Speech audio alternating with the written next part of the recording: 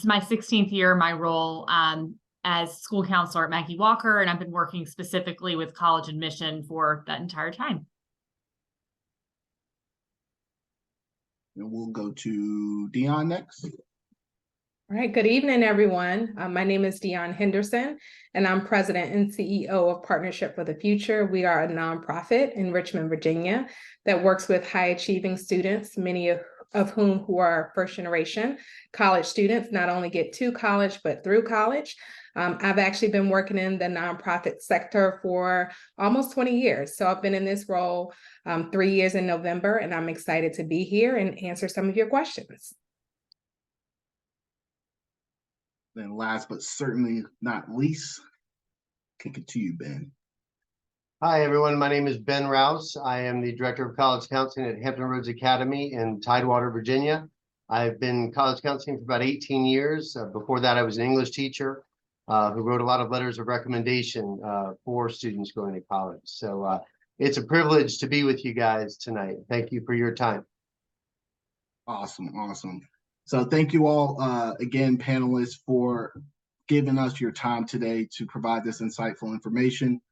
We'll go ahead and get started. And the way our questions are going to be designed, we really want to start at the beginning of that college search process and work our way down. So the first question of the evening will be, you have a student, they're coming to you, and they have absolutely no idea what colleges they're looking at. Can you give some insight on how you advise starting that journey down or beginning to create that college list for your students? Well, I would first of all just reassure them that it's not too late to get started. Even if they're a senior just now starting to think about college, it's okay to just kind of take a look at a few different websites, really think about who you are as a person and kind of what your interests are. But I would definitely recommend maybe trying a search engine such as College Board's Big Future as a way to kind of generate an initial list. But I also think it might be helpful to maybe see some local colleges and get a sense of whether you're interested in a bigger school or a smaller school, or perhaps one that's in a more urban environment, or one that's got an enclosed campus, and just kind of get a general feel for some different colleges. And maybe starting local, but thinking, a little bit about geography as well. But I think maybe a search engine would be a good place to start, and Big Future is a really good one. What I would add to what Rachel shared is also looking at some of the clubs and organizations the school has, maybe a little bit about the school culture. Do you want a school that has a football team, who doesn't have a football team? Those things are not the most important thing, but they're all aspects of college life. Are you interested in a college that has housing for international students, or allows you to sort of live with people who may be different from yourself? We also really encourage our students to look at the costs. And so schools like University of Richmond do meet full demonstrated financial need. And so there are a lot of schools across the country that do that. And so also looking at that piece, is it a private university? Is it public? And also trying to figure out what you want to do after college. You do not have to have all the answers. One thing I knew that I was not great at was as good as math. I would say my math teacher would hate for me to say that, but English was my strong point. And so for me, not that I couldn't have gone to a school with engineering, but maybe that's not the top thing on my list. So again, thinking about what you may be interested in after college and sort of how those schools align. Yeah, I agree with everything that Dion and Rachel said. To that, I like to start having students really kind of examine what they know, and really what they know is themselves. So before, because it's such a big, overwhelming process, I like students to take kind of an inventory of themselves. They're 17 or they're 16 or they're 18, and they might not know what they want to major in, or they might not know what's important in a classroom setting, but they do know what kind of classes they've enjoyed, right? Do they like lectures, or do they like conversations? Do they like small classes where they do group work, or do they like larger, more impersonal kind of settings? And, are they competitive, or are they cooperative? Are they intimidated by really intense people, or are they Are they inspired by that, right? And so those kinds of things can lead them, and we'll talk, I think, in a few minutes about what that means. But I would make a list of what is it you want in a classroom experience based on what you know you like or what hasn't been as successful. And then you can start to kind of shape that list based on those, because different types, my colleagues have mentioned size and location, they're going to offer a different kind of experience. And it makes sense that you would be in the experience in which you're going to thrive, not in which you'd struggle. Awesome. Now, conversely, all right, I'm a student, I'm coming in at this ginormous list of universities I've just Googled, and I bring that to you. Can we talk about, or two-part question here, is there such thing in your world as a list that is too big? And what might that number look like? And then after that, what are some filters or aspects of a university you're using to help those students filter or shave down that college list into one that's manageable in your eyes if you do deem it too much? Are they similar factors to what they're considering in building that list, taking into account price, size, location, or are there some other factors that you point them towards when they're trying to shave down that college list? I don't know, maybe we'll reverse the order of the of the answering, but once a student has kind of established those sorts of things that they do well in, I think filtering, you mentioned all of them. I think the size of the school is important, right? A larger school is going to offer some of those kind of, I think when people think of college, they think of that traditional, you know, big school football or sports or that sort of thing. But those are going to bring with them those larger lecture classes, especially at the first and second year level. And so if you are not someone who's independently motivated necessarily to attend class if no one's taking attendance, or to go down to that professor at the front of that large amphitheater and say, hey, professor, I wonder if we could talk more about that point, then I think you might gravitate and do better at a smaller school. I think that location, this urban rural piece that Rachel mentioned, what do you want to do when you're not in class? Because the majority of your time in college is spent not in class. And so do you like all sorts of exotic foods? Do you not have a car? So public transportation becomes important. Those kind of factors, I think, feed into what we were mentioning at first, which is the kind of environment in which you'll thrive, and then looking for the schools that have this. So those are ways to knock the list down. And the last metric is really important, is cost. College is incredibly expensive, and there's something called the net price calculator that I'm guessing you may or may not be familiar with, but it's can be found on any school's website. And it gives you a sense, and I could defer to Reggie on the sensitivity of this instrument, but for the most part, I think it's gotten a lot better over the years, and you can get a sense of what the cost will be. And then you can figure out how you might make that work. So those are kind of three metrics that I talk to students about. So in terms of number of schools, I actually had a student 2 years ago that applied to 77 schools. And so I don't have a strong opinion about too many colleges. She did use the Common App, let me just say that. So if you are a student that wants to have a lot of different options, maybe a tool like Common App may be good for you. But for that particular student, once again, she sent all of those applications. Then we started having those conversations that were more self-reflective. Okay, so again, are you looking for a larger school, a smaller school? What type of environment? So this is a very much a personal journey when you're trying to determine where you're going to spend the next 4 years of your life. And so be very honest with yourself. I went to a larger school, and as Ben said, we did have those big lectures where there was 150 students, but there was also discussion classes afterwards that allowed us to have more intimate discussions. But if you did not go to your professor's office hours and things like that, you would not have some of those same experiences, at least your first year or two, that you may have at a smaller school. So I don't have a strong opinion about, how many you apply, but once you apply, at some point, you need to look for factors to narrow down those lists. And so that's why it's important, if you can, to either tour colleges. even if it's not a school that you're interested in, but it's maybe a smaller environment, that will help you determine if that's the type of school that you're interested in. You're able to ask more questions. Most colleges, thanks to COVID, if they didn't have it before, have virtual tour options. So whether you're near or far, there's some opportunities for you to engage with those college campuses.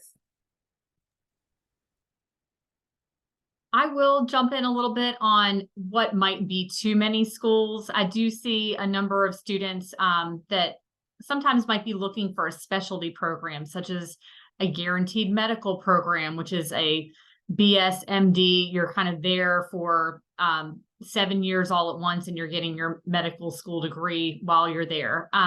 We have a number of students that might look at those types of programs or any other kind of specialty programs where they are very selective. And so when you're looking at a lot of those possibly out of state, you might also want to have some that are in state that you've used data as your friend to kind of determine what schools might be most likely to accept you. And I think we're going to talk about a balanced list in just a moment, but sometimes when you're looking at some of those more selective programs, that's where sometimes the list can get larger because you're reaching for the stars, but at the same time, you want some options that are maybe in your own backyard as well, with some in-state tuition and ones with some really strong, reliable data that you would have a positive outcome. So I think that another thing, so that's one reason to maybe have a larger list, but then sometimes it's important to consider how much college applications cost and the fact that this process can get really expensive. So you might want to also talk to parents about what your budget might be for applying to the college itself.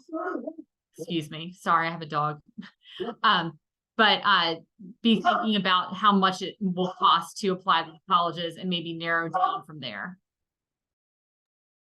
Great stuff there. I appreciate the assist, Rachel. I told my wife I would limit my sports puns and phrases, but I like the assist there. And segueing into my next question, which is about that idea of a balanced list. So in advising your students, do you find yourself advising them to have a well-rounded selection of universities, whether that's have a few small universities, liberal arts, tech universities, or are you more aligned with having them really dive into those interests, finding universities that point towards that interest and having them construct their list from that specific or those specific interests?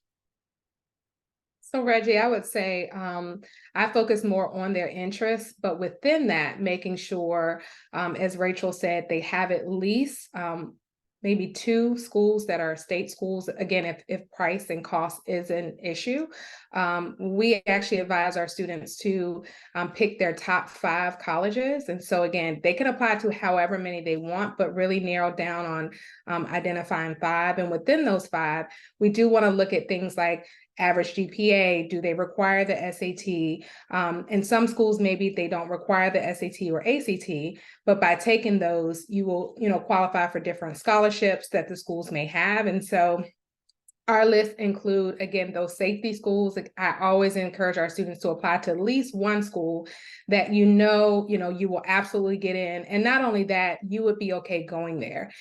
We also encourage our students to apply to some stretch schools. And so, again, to Rachel's point, we do not want them to pick 5 stretch schools, because if those are all your top 5 and you don't get into any of them, that's going to make a difficult decision for you to make. And so, again, lead with what is personally important to you, what your interests are, but try to make that list a mixed bag. If you know that you want to go to a small school, it's okay to have 5 small schools, as long as maybe a few of them are in state, or maybe they cover a high percentage of demonstrated financial need, so that if you get in, you'll not only be able to attend, but you'll also be able to cover the costs. At Maggie Walker, we often use the term strategic schools, just to echo what Dion was saying, because sometimes we see students identify a school that might be out of state, that the data show they might be achievable for them and in a really reliable source. But if it's out of state and they don't get the scholarship that they think they might be entitled to, then suddenly it's not really a safety because it wasn't also affordable. So that's a conversation that we have with students to not only pick somewhere that, you know, the data will show would be very secure, but also financially secure as well. And oftentimes that might be a state school, or it might be an out-of-state school where, you know, they have a policy that might be a little bit more guaranteed in terms of what kind of assistance that you might get. Again, doing the net price calculator out front so that you know what to expect from those outcomes, and what those financial aid policies are up front is just a hugely helpful tip as well. But also just reminding them to be aspirational. Don't ever feel like that it couldn't be you. You know, feel free to put yourself out there. And I really like what Dion said about making sure you've got 5 schools that really have some secure data about affordability and likelihood too. Yeah, I mean, I agree with everything that Dion and Rachel said. I think to me a balanced list is one that will meet the needs you've identified, right? As kind of the area, kind of environment and context in which you'll thrive. And I manage from a foundation. You know, the language we use here is predictable or less predictable admissions decisions. And if your predictable admissions decisions, that is to say, given your academic profile, where you would fall kind of in that applicant pool that you're likely to be admitted, what is the price point? Dion brings up a great point. And I think you have to have 2 schools that you know the predictability of the admissions, you're comfortable with the price, and that way, if nothing else works out for a variety of reasons, you're going to have a choice of 2 schools that you like. It doesn't make sense to me for students to apply, spend the energy and often the money on a school they really have no interest in applying to, just to kind of get one. I mean, I think this whole search is a great opportunity, and for students, often the first real opportunity to take the measure of themselves and to kind of reflect on who they are, and then pick the environment where they're going to be the best version of themselves in their next chapter. Awesome. So I think we do have a question in the chat that pertains to this very question that we're answering now. The question is, how can I differentiate between my reach, my match, and my safety schools? What factors should I consider as an international student? Anyone want to give a go at that one? I mean, one way, and it requires a little digging in, but a lot of colleges are pretty transparent about their institutional priorities. And a lot of students, or rather a lot of colleges, are actually very interested in leaning into an international population. And others are not as, or they have plenty of applicants. So that's data that can be found. And I think that if you're an international student, you can search those schools that are interested in growing their international population. And as such, they're going to incentivize that. And I think that's worth looking at. In my experience, international students are often kind of eating at the same trough, if you will, and they're seeing the same list of colleges that they're all interested in applying to. And I think what I would suggest to an international student is there are literally a few thousand colleges in the United States, colleges and universities. And while they're not all going to get you where you want to go, I've just found international students are often too narrow in their focus at the front end, based on kind of word of mouth among their peer group. And I think exploring and understanding that there are a lot of great choices out there is something that I would like to see more students do, but certainly international students.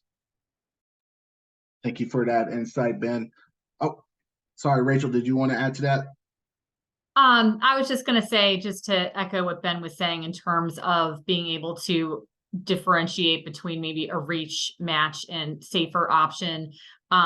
If you are maybe drawn toward one of those schools that are more of like a household name or have that really international name recognition, think about what it is about that institution that you really like. Is it the size, is it the classroom size, the faculty student ratio? Is it the research opportunities? Is it the alumni networks, those different things. And you can find schools that are very similar in a lot of ways to that might also be in more of a match category.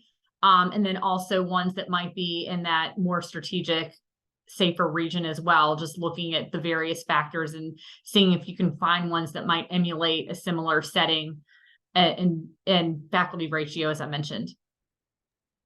And then Reggie, just the last thing I'll add, when you're thinking about a reach school, I think it's just should still be reasonable. So what reach looks like is different for each student.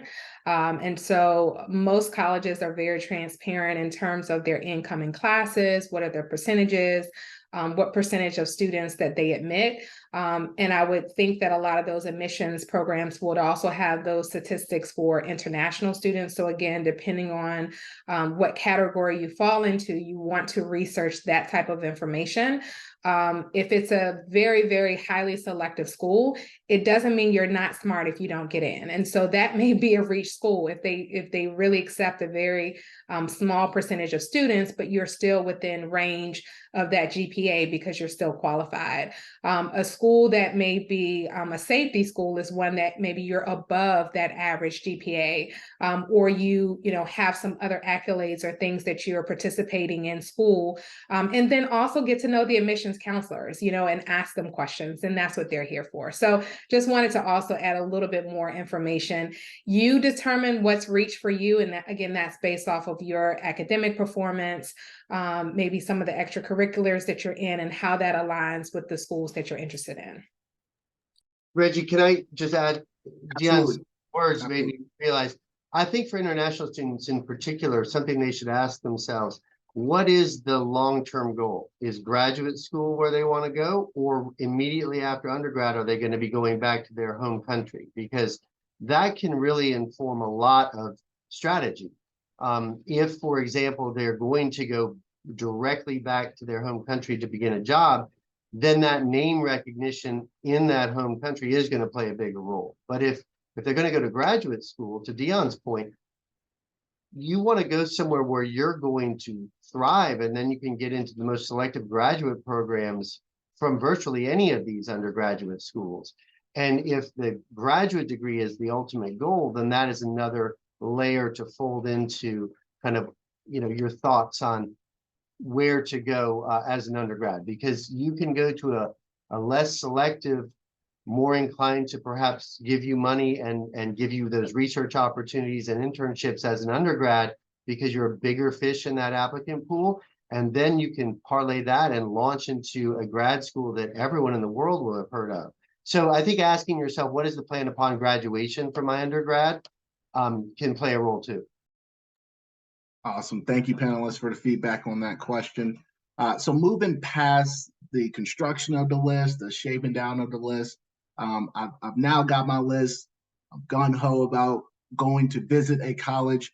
Can you just talk about, when you're advising students, what value you put on that campus visit? And if the student is able to get on that campus, are there specific aspects that you're telling them to look for, whether that's student interaction, whether that's commute to class? Because as we all know, in researching, you can only learn a certain bit or a certain amount, but there's other aspects that when you see it in person, they resonate with you a little bit more. So how are you having your students approach that visit, and how much value are you letting them know a campus visit is?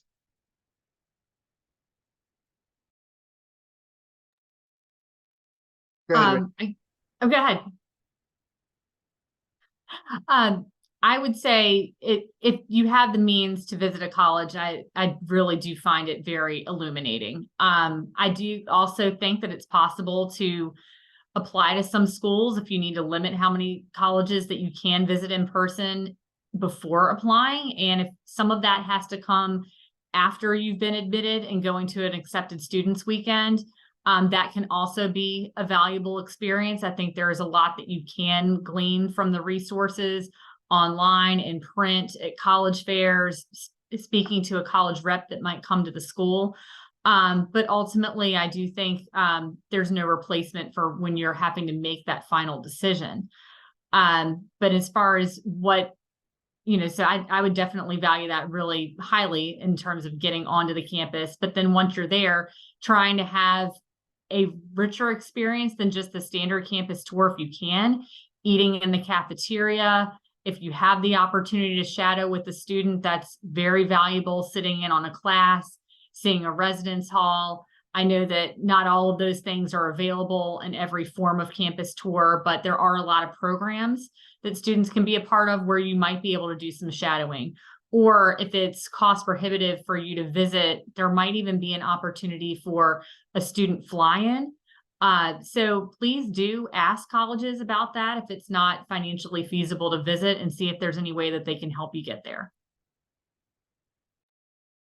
I think a campus visit is hugely important if you can do it, but what kids always respond to are the tour guides and the weather. I mean, that seems to be the two things that drive the success or failure of a visit. And, look, what I think is so valuable is listening to the tour guide, certainly, and if you can do any of the things Rachel said, I would highly recommend that. What you can always do is kind of veer off of the tour and just find some student who's sitting under a tree and ask that student, so what is it like to be a student here? What kind of experiences have you been surprised by, good and bad? I think that tour guides, everything's wonderful, and the only thing that tour guides are going to say is something that is a growth opportunity for the university is more parking spaces. And while that's all valid, I think that just the resources are all around you. So asking those students who aren't your tour guide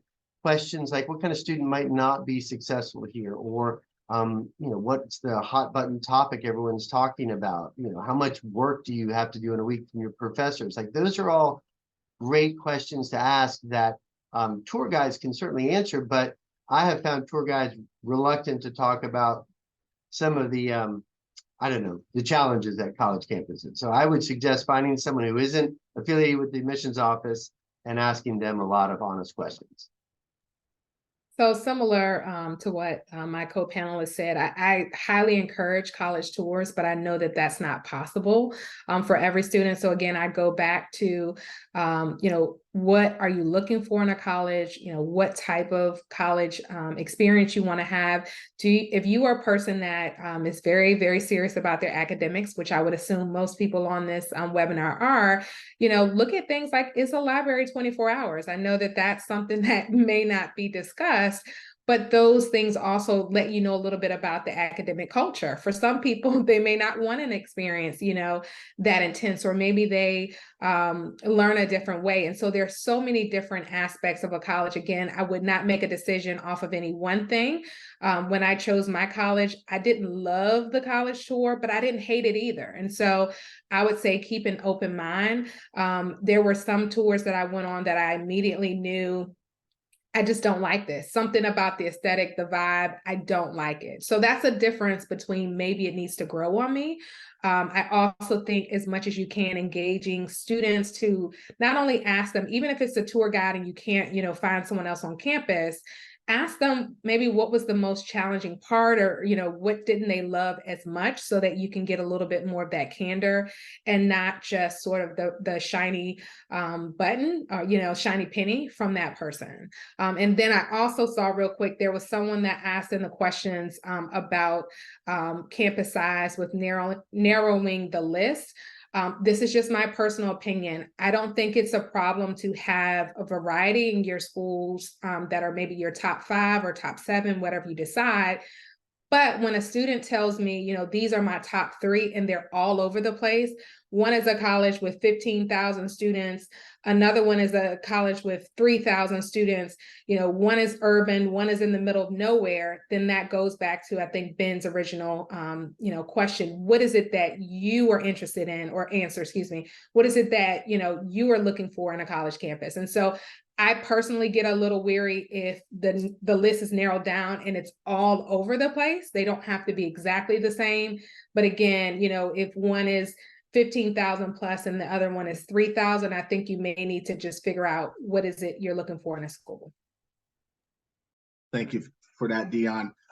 Coming back to the visit question, just really quickly, how early are you advising your students to get on campus? I don't think there's ever such a thing as too early, but I think you could always feel like you need to go back again later. If you go when you're in 8th grade or a freshman or a sophomore, you might have completely different opinions and you've evolved as a person so much you would need to get back there certainly for a second or third time later on. If there's juniors on this in this webinar, I think junior year is a great time to really kick that off and get serious about it. Spring break is a great time. And I would say my one piece of advice is sign up early, because tours will fill up and you won't be able to go. If you start planning 2 weeks before spring break, it's possible you can do some drive-bys and walk around, but you will not be able to get on a campus tour. So think about signing up early. And just to echo one other thing Dion said, she said, feeling the vibe. I think that is really the essence of a college tour and a college visit, and something that cannot be captured from any online or print materials is the vibe of a school. And I've known so many students to think they really wanted to go somewhere the whole time. They wanted to be at this one place. And then when they finally visited, it just didn't have that vibe that they thought it was going to. So if you have the means and the ability to get there and to advocate for yourself and ask for help if need be, but to try to get there is a great thing.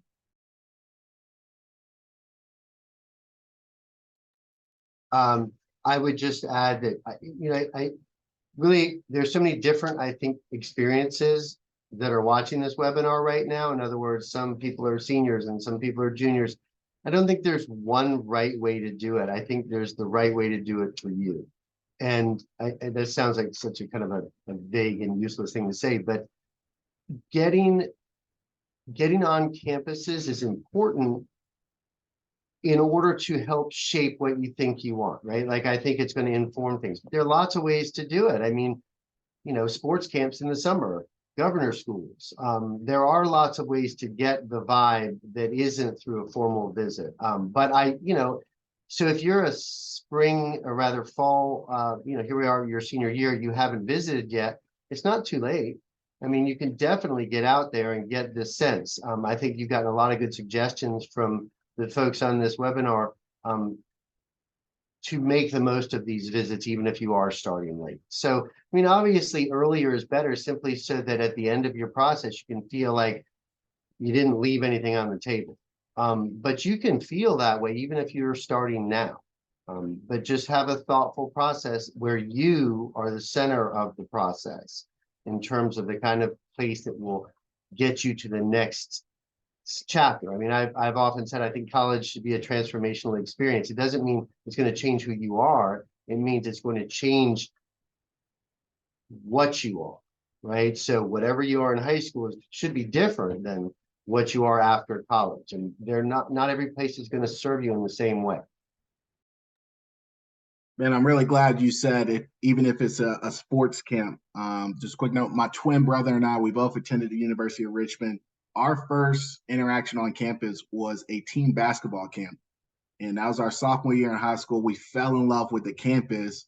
And lo and behold, that was one of our main driving factors for why we ultimately decided to both attend the University of Richmond. So really glad you mentioned that. You just said the piece about having the student as the central piece of making that decision or building that list. I do want to include this idea of having a supportive network or your influencers. Can we talk about when you're advising your students and they're talking about how they're coming up with their decisions? What are some of the influencers that you're hearing them using to also assist with their decision making for their college search? Is that parents? Dare I say TikTok? Because I've been on the TikTok before. What are some of those outside sources where students are getting some of their information about their decisions from? I would say a lot of my students are both working with social media and their peers. And so I think all of that is important to an extent, but also recognizing that social media is typically either a highlight reel or may not be things that happen all the time at a college campus. And so their parents are also, again, a part of that decision making. We as a nonprofit try, very hard to be at that table. So we do have adults that work with our students throughout their journey in high school to really talk to them, to be able to give them feedback. And so it is important to have a trusted circle, but also maybe have some folks that have lived experiences that you're after. And so again, my organization mainly services first generation college students. And so again, it does not mean that your parents should not be a part of that conversation. That is not at all what I'm saying, but I also recognize that a lot of our students, their parents have not gone to college. And so again, it may be also great to have perspectives of people who either have gone or people who are knowledgeable about the process. They're knowledgeable about things like full demonstrated financial need. I know there was a question that talked about in-state and out-of-state schools. One of the out-of-state schools that we are starting to encourage our students to go to has a very low acceptance rate of out-of-state students. And so again, it doesn't mean that they can't apply, but maybe that particular school should be their reach school and not their safety school because they don't live in that state. So those are the types of things that you have to think about from a financial aspect. That school would still provide a strong package for our students. So if they wanted to apply early, it would be a great opportunity, but make sure that you're including folks from your school who are more well-versed in this area, as well as your tight-knit community.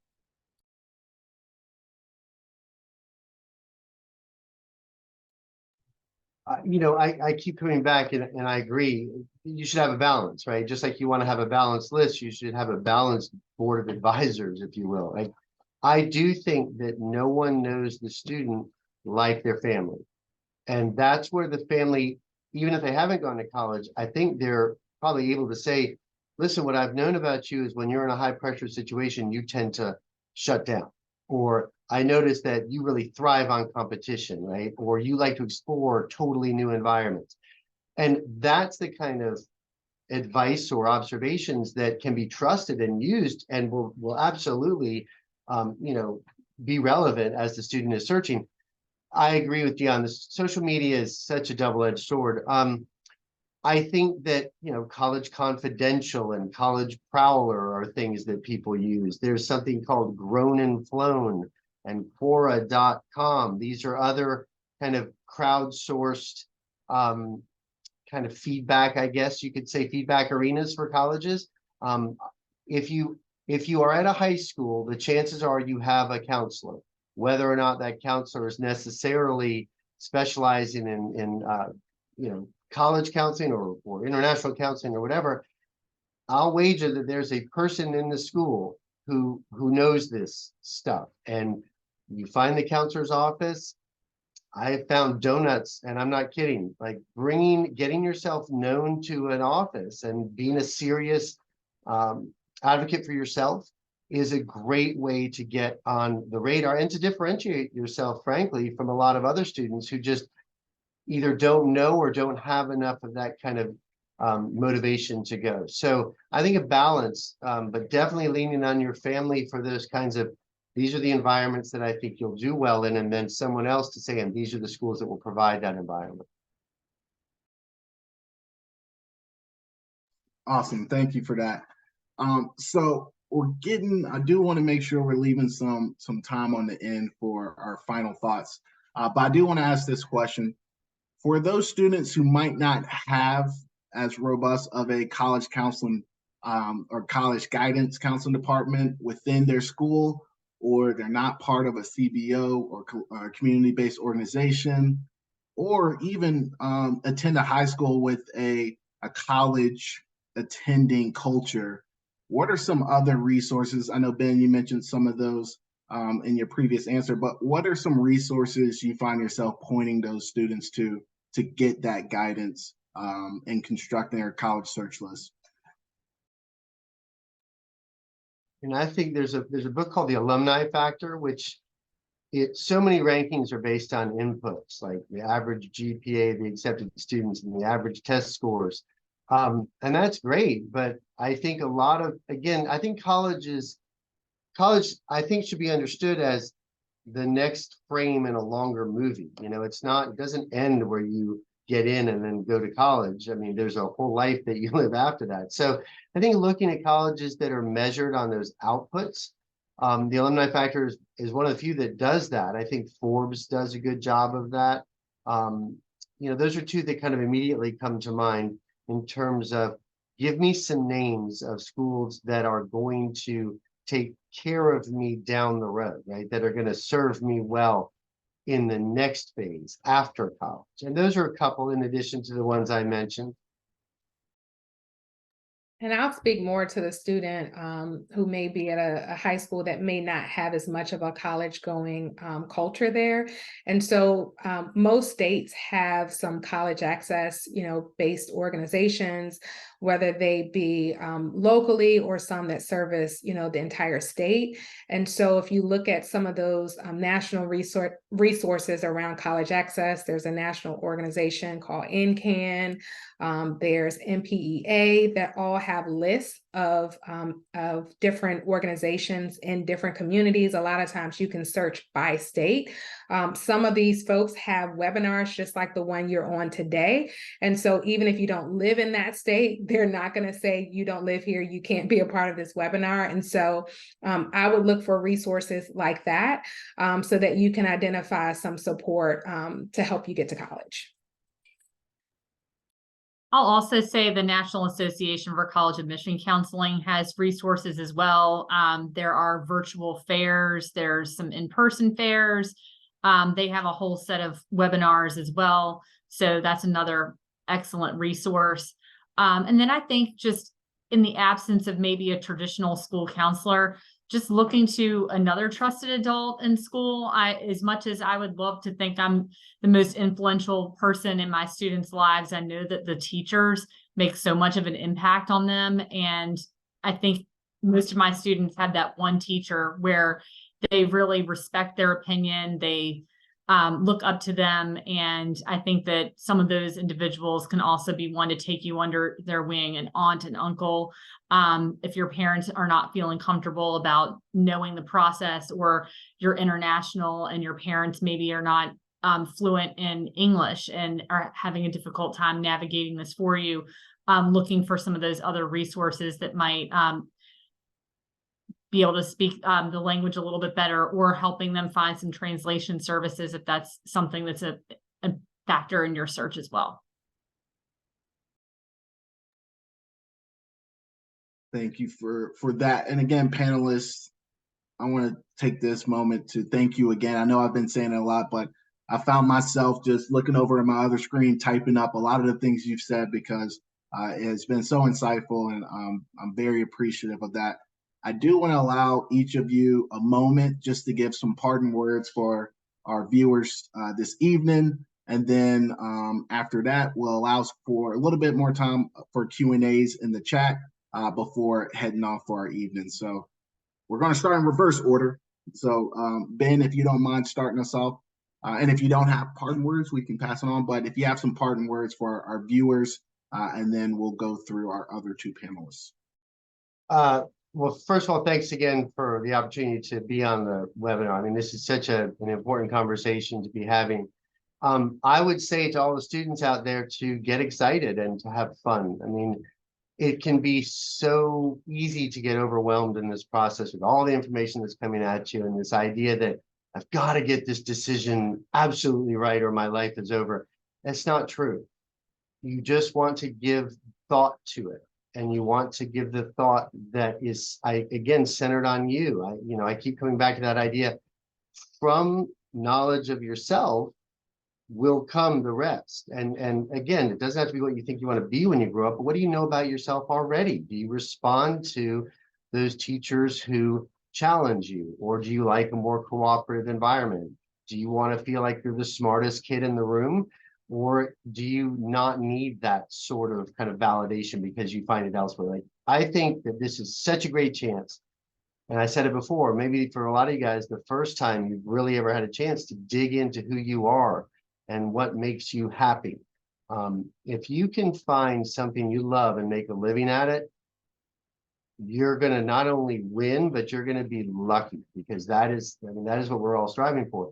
And the sooner you can identify what it is you love, and it doesn't have to be a specific field, it can just be a thing in this world, like a good conversation. Where are you going to go to get that? Or a good, solid, stable job. Where can you go to get that? Whatever it may be, let that guide you, and you can't go wrong in this process.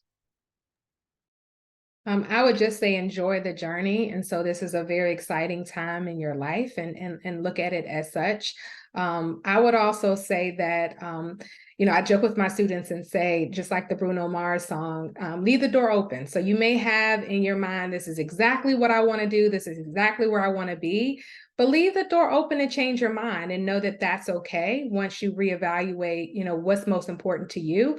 I always tell my students I had dreams of going to college all the way across the country, and it didn't work out for me. And so I spent some of my freshman year being upset and sad about that. And that wasn't the right perspective to have. And so once I made the decision that this is where I'm going to spend the next 4 years of my life, then I really made the most of it. And so I encourage my students to play the long game. It's nothing wrong, with having the dream school, but also be honest about who you are and how much work you're willing to put into making that dream achievable. And if things go a little bit different, that's okay. And so I think give yourself lots of grace, have lots of honest conversations with yourself. I didn't go to the school that I had planned on. My parents wanted to make sure that I was also aware of student loan debt. But once I graduated, I was able to pursue careers that, really made me happy. And I was able to follow some of my passions because I wasn't burdened with student loan debt. So again, look at the long game. This is an important, decision, but I know successful people at all types of colleges and universities. And so just enjoy this special time.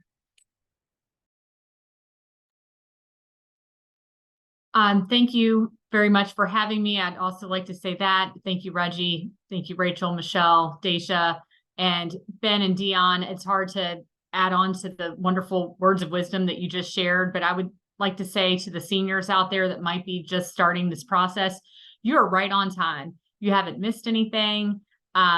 It's not too late to get onto a college campus if you'd like to, but it's also, you're right where you need to be in terms of just searching for a few of those colleges, maybe in state, right outside of your back door, maybe thinking about one out of state if you'd like, but just building that list. And colleges are still posting their applications and their supplements, so you haven't missed a thing. And just maybe next step, thinking about Common App, but just enjoying that ride, and think about the adults in your life that are there to support you, and let them cheer you on and be there for you. Awesome. Thank you all again, panelists. I do want to leave with my little advice, which is 3 words that I've ripped it off of Joel Embiid, but it's trust your process. I know he said trust the process, but trust your process, because this is about you. This is your future.